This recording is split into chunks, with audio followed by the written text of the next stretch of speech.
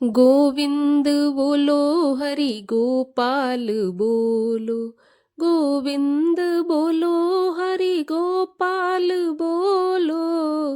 राधा रमण हरि गोपाल बोलो। हरे कृष्ण, राधे राधे। स्वागत है आपका एक बार फिर मेरे चैनल द रिलीजियस लाइफ में।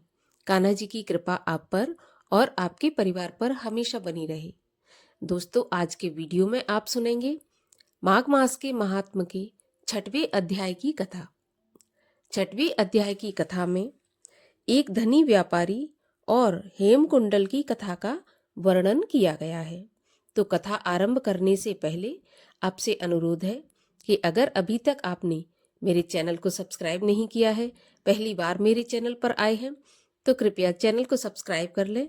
आज का वीडियो अच्छा लगे तो वीडियो को लाइक जरूर करें और कमेंट बॉक्स में हरे कृष्ण लिखना न भूलें। तो चलिए अब हम शुरू करते हैं माघ मास के महात्म के 6वें अध्याय की कथा।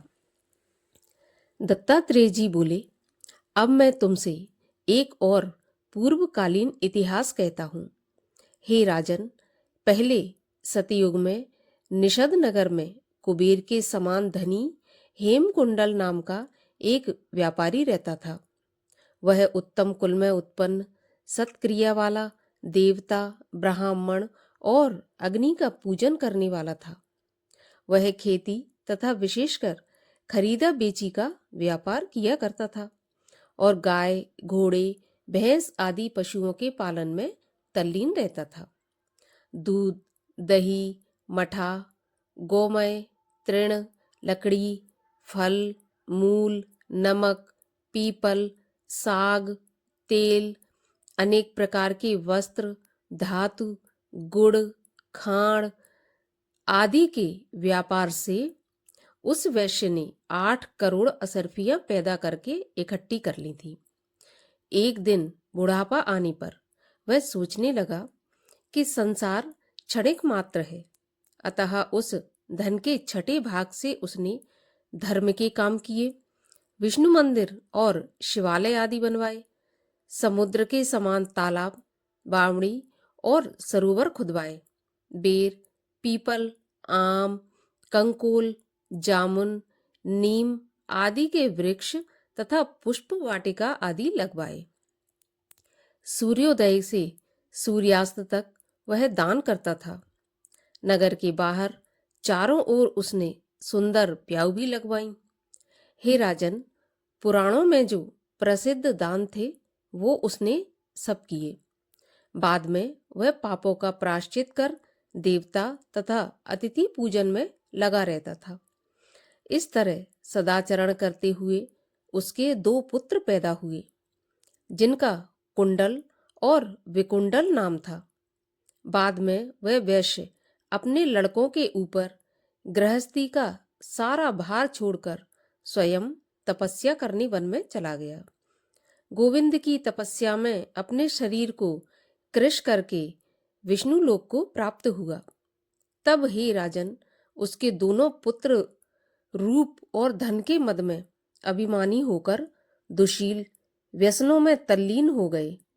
धर्म रहित हो जाने से माता तथा वृद्ध मनुष्यों का कहना नहीं मानते थे, पिता के मित्रों का बहिष्कार करते थे, अधर्म में तल्लीन होकर पर स्त्री गमन करते थे, वीणा आदि बजाने और गीत रंग में फंसकर सदैव सैकड़ों वेश्याओं के साथ रहने लगे। खुशामदी, ज्वारी, पहलवान और धूर्तों की संगत में रहते, अच्छे वस्त्र पहनकर, कस्तूरी के तिलक लगाए, फूल माला और मोती के हार धारण किए हुए, ये दोनों घोड़ा, हाथी, रथ इत्यादि पर चढ़कर पिता के धन को लुटाकर नष्ट करने लगे। प्रतिदिन भोग विलास में लीन होकर अपने सुंदर घर में रहते थे। इन लोगों ने कुपात्रों में ही सब धन खर्च कर दिया, न कभी सत्पात्रों को दिया, न कभी ब्राह्मणों के मुख में हवन किया और न कभी विष्णु भगवान की पूजा की। इस प्रकार थोड़े ही दिनों में उनका सारा धन नष्ट हो गया।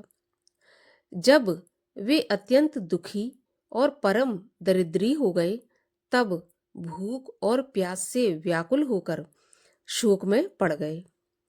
जब उनके पास कोई साधन भोजन का नहीं रहा, तब उनके संबंधी, भाई, बंधु, सेवक, उपजीवी इत्यादि सभी धन की कमी से इनको छोड़कर हट गए और नगर में इनकी बुराइयां होने लगीं। हे राजन, तब इन दोनों ने नगर में चोरी करना प्रारंभ किया। राजा और लोक अपवाद के भय से तथा लोगों के कर्ज से दुखी होकर वे नगर छोड़कर वन में रहने लगे। वहां पर वे मूर्ख अपने तीक्ष्ण बाणों से पक्षियों, वाराह, रोहित, मृग, खरगोश, शल्क, गोधा आदि हिंसक पशुओं को मारते थे और बड़े बलवान भीलों के साथ रहकर सदैव शिकार करते थे। इस प्रकार मांस आदि का भोजन किया करते थे।